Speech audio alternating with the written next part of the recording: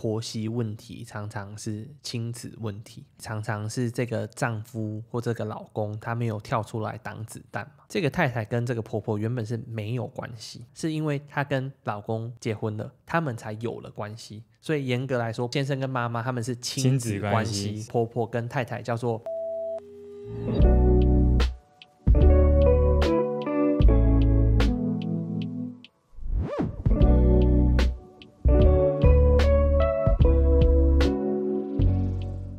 婆媳之间呢，只要遇到那种沟通上的争吵，那种内耗真的是无止境的。因为如果我们又遇到一个是先生都没有要出来挡，都是我们在第一线在那边承受婆婆的压力，真的是很痛苦。欢迎来到人生解扣方程式，我是 Jaco。这一集呢，其实很荣幸邀请到在伴侣諮商很有经验的一个諮商师哈，掌声欢迎他，鼎毅。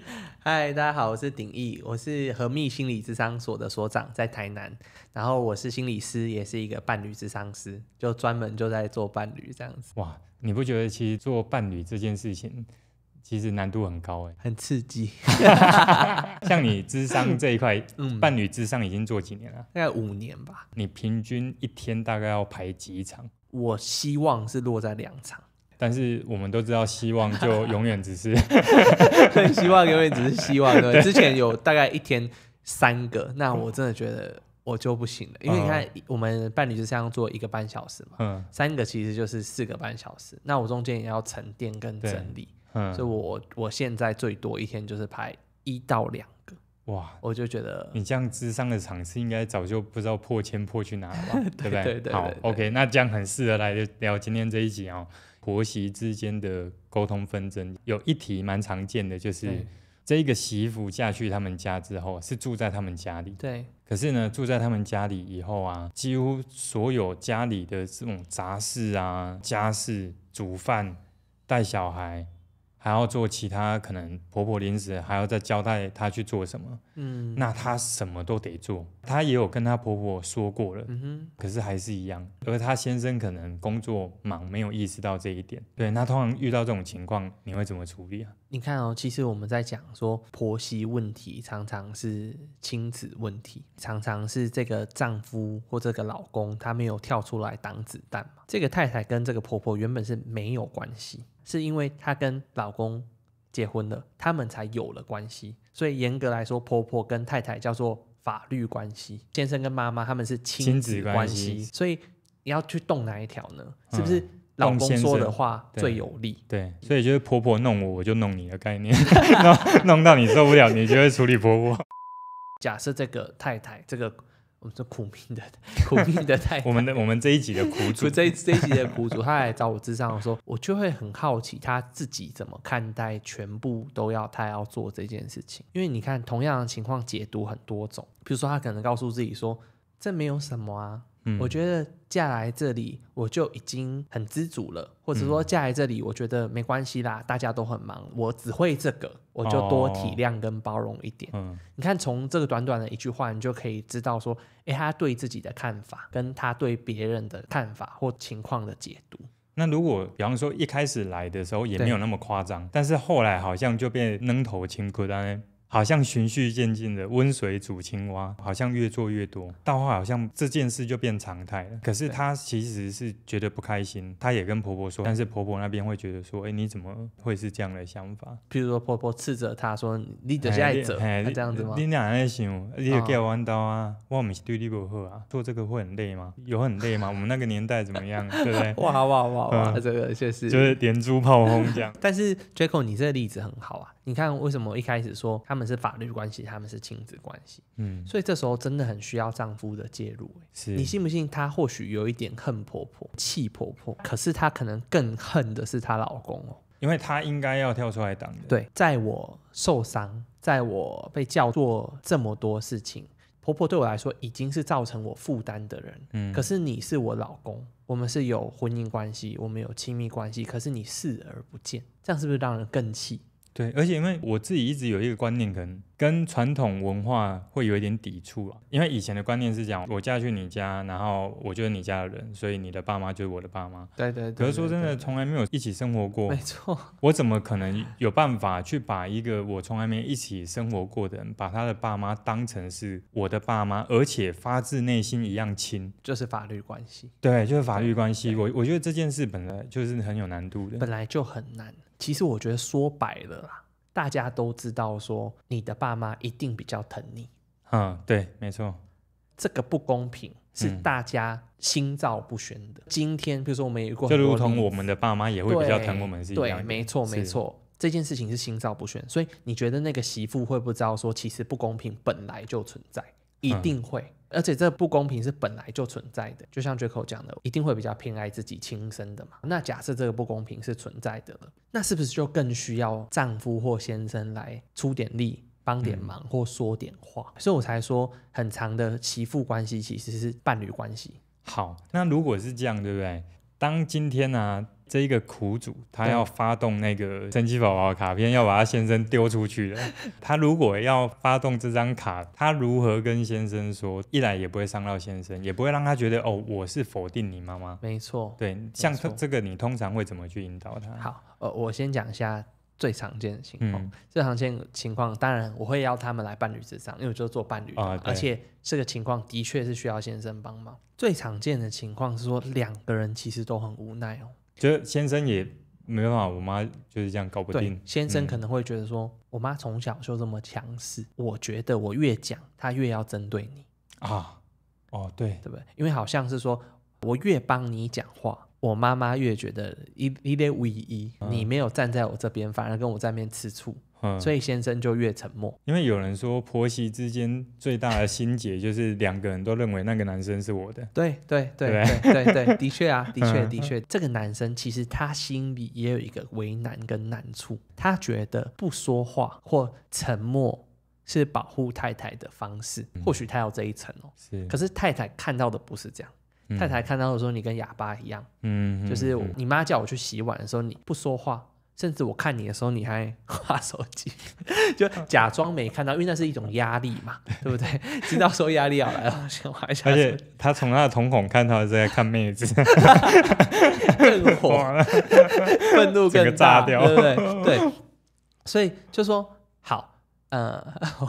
不好意思，我又把你岔题了。没关系，我太不正经了。太太看到说你跟哑巴一样，跟你不吭一声，你任由我被欺负。我们先假设啦，我们先假设这个先生不是那么没心没肺，因为如果他真的那么没心没肺，这个太太或许早就走人了。所以我们先假设他有50%的心跟50%的肺，对，很精准的比例。先假设他有50%的心，50%的肺，所以先生其实是有他的困难的。然后他想到保护太太的方式是说我先闭嘴，可是这个先闭嘴或无作为，其实让太太的解读看过去的视角是说你把我丢在一旁，这其实是很常出现的角度或者很常出现的问题，所以太太就会越生气。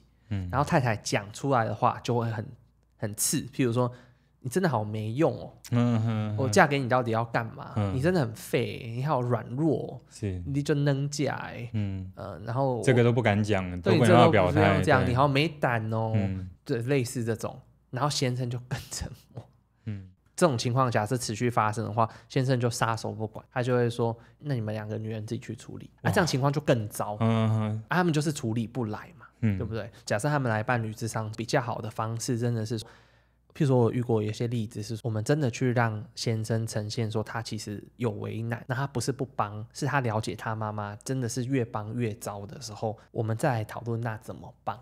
可是至少你看几个层次，第一个是要先让太太看到说你想帮，可是你有为难，我们再来讨论怎么帮。比如说我有遇过那个例子是太太跟先生一致认为我的婆婆就是非常难搞，自己的儿子也觉得哇真的很难搞，所以他光是看到先生的那个困难，说我好想帮，可是帮的情况会更糟的时候，他就跟先生说我了解你的心意够了，那我再撑一下。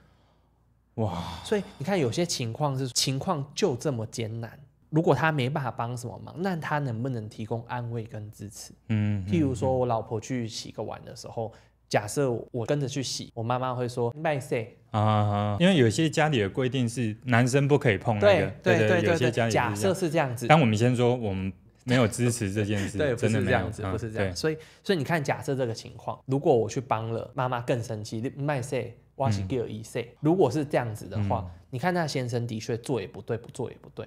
那他在理解先生其实是有想帮忙的时候，有这个心意的时候，或许他们夫妻之间自己会延伸出一些小小的方法。比如说，我就听过说，那你至少站在我旁边，或者是说，我不是哦，我是去切菜，可是在旁边说我们是一起的。这感觉就不一样。独苦苦不如众苦苦，这其实是真的。至少太太的心理情况已经这么为难，可是心里会觉得说我不是一个人。因为我觉得，如果从沟通的角度来看这件事的话，一个是假设今天我们是那个先生好了，对，我们真的要有一个心态是，没有人可以猜得到你不做那些行为背后是怎么想的。没错，对不对？因为我自己课程会教这个东西，就是任何行为都有后果。没错。那既然是这样的话，就等于每一个人心里都会有他的那一把尺，他怎么衡量的。所以如果我们是先生这一方，或许我们可以是主动的跟太太讲说，我有看到这件事，但是呢，我现在还没有找到一个方法可以去解决，原因是因为我看到你这样痛苦，可是我也知道我妈妈是怎样的人，我万一对她做了什么之后，第一个，他万一认为是你来告状，对，那以我认识的他，我们会更他可能又会让我爱的人更痛苦。对，当我们真的是把这样的心意跟对方讲，有可能至少那个当下就感觉到被支持一点。的确，对不对？的确，其实我们伴侣之上很常在把对方的心意呈现。你知道很多先生其实他是僵住的、呆住，我自己也不知道怎么办。譬如说我夹在妈妈跟太太之间，我不知道怎么办。我觉得我妈妈很强势，我太太也很强势，所以我像夹心饼干一样，不知道怎么办。这是第一个。可是第二个是说，我又很难把我这个为难讲出来，因为我觉得好像是我要负责，因为她是我妈，她是我太太，所以好像我要负责。第三个是说，我又不习惯把我的困难说出来。因为我觉得我跟你讲这个，你会不会更生气？第四个，我本来就不是擅长讲心情的人。你看种种原因，所以导致他沉默。所以我们很常真的是像剥洋葱，把那个沉默底下剥开，它到底困难在哪里？所以其实遇到这一题的话，第一个最好的还是能够先是以着先生这一边来聊这件事。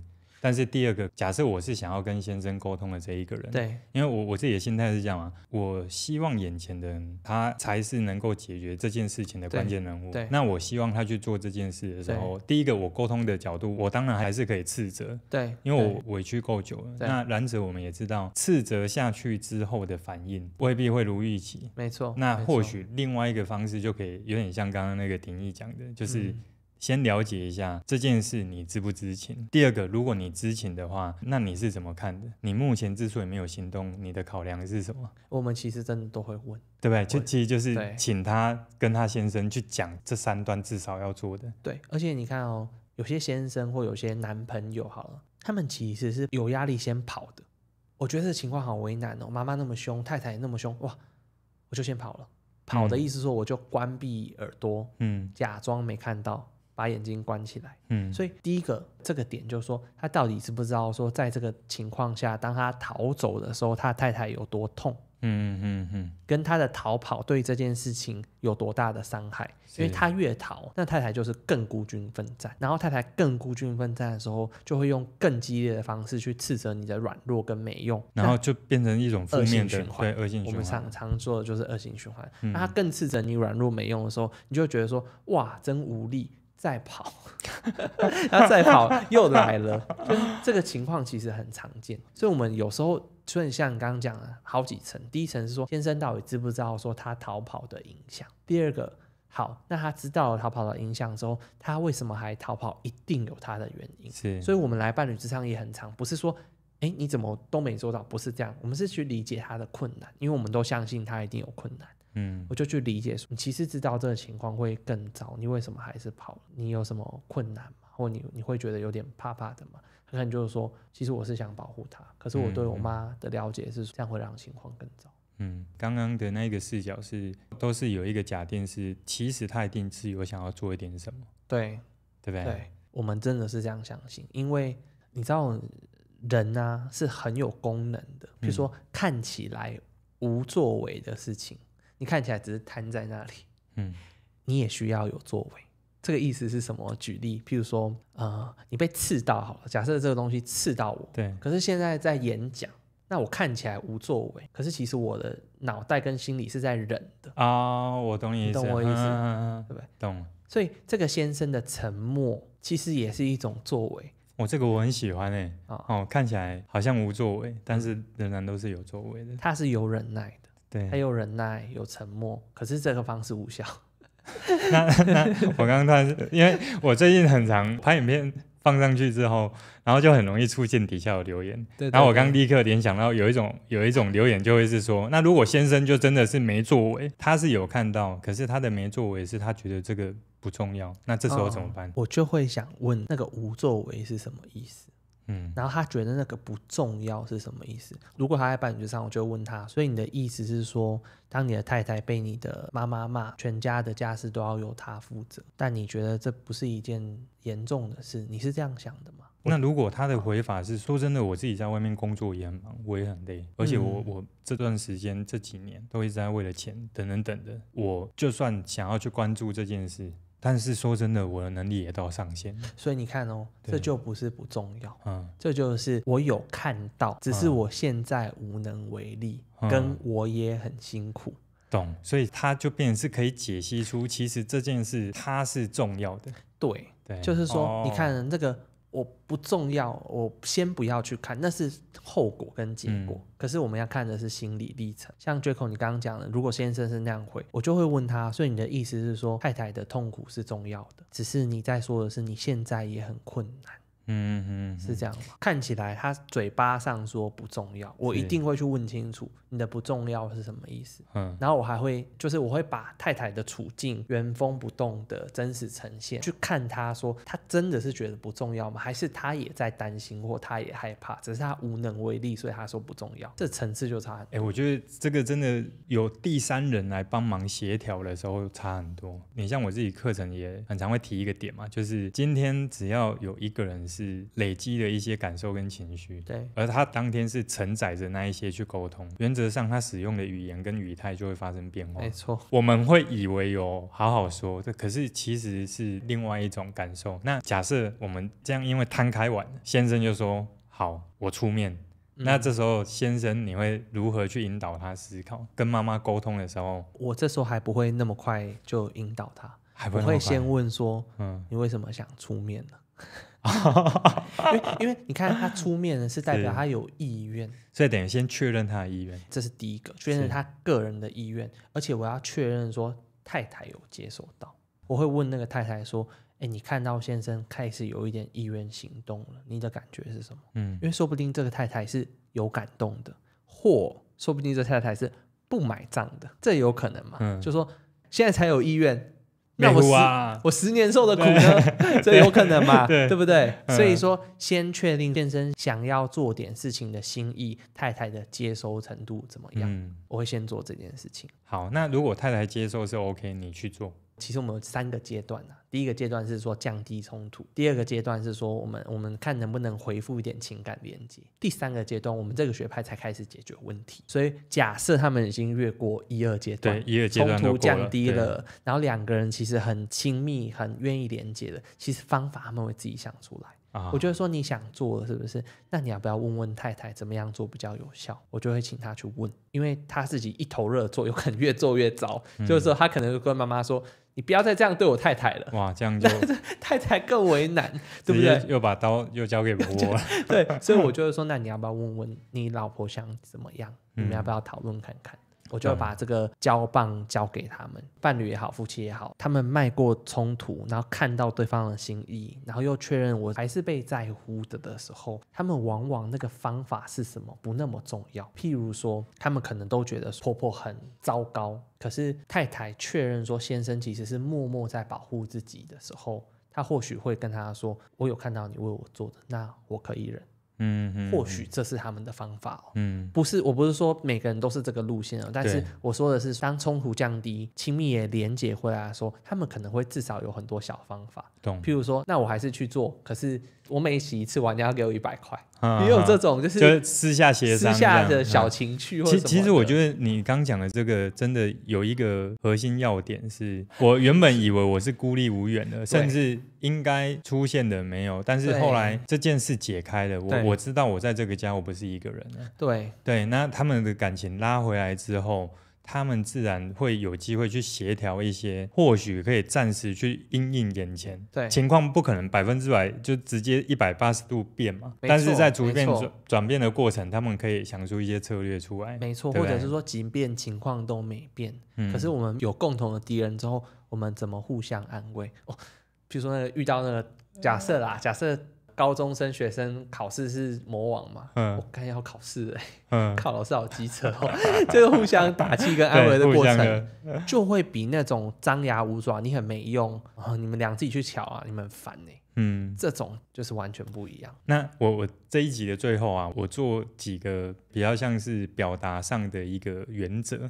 因为未来毕竟假设婆婆真的是比较强硬的人，确实如果先生直接出面去讲什么你不要怎么样，这时候都有可能引发的是另外一场战争。对，那我在想的是这样，如果我们以着第一个原则是真的要去展开沟通，我们要先确认的是整个目前家里的这些家务分配有哪一些是有机会切得掉的。那切得掉，一个是切给先生跳出来挡，另外一个是让太太有其他必须得做的任务，比方说她有出去工作了，比方说他接下来又因为什么他必须要比方说陪小孩子去哪里，所以当他待在家的时间是变少的，那用这一个点来合理跟婆婆来协调，有没有哪些东西要平均分担，等于我们不是以着那个我针对你的行为这样不对，而是我创造一个你必须得接受的条件，那这一种算是相对和缓的沟通。那第二种比较像是我们直接用行为上去帮太太承担一些事情，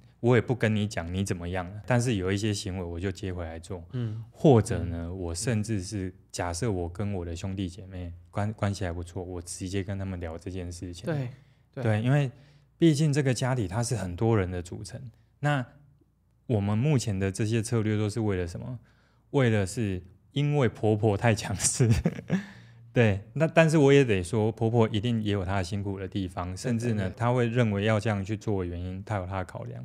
那所以我觉得第二个比较软性的是我们可以联动家里的其他成员。那第三个呢，如果真的这样也不行，我们要去发起沟通呢，我们心里可能要做好3个准备。第一个准备是万一真的都协调不行，有可能最终是要离开家里的对啊，搬家。对，最终就是远离刺激源头。对，远离刺激源头，而且是有些家人之间他就是需要有一个距离才会有美感。的确对不对？那我们心里如果也为这件事情做好准备，假设我们要搬离家里至少要半年或1年好了，当我们的心里知道这件事未来终究会解决，现在即便还在这个局面里就比较有希望感。对，就比较有希望感了。好，那很感谢啊，这一集可以跟鼎义聊那么多，感谢你，谢谢我们就期待之后，因为鼎义现在真的很忙哦，然后期待之后还有机会再请他来聊天，这样可以。好，那我们就下次再见，然后拜拜。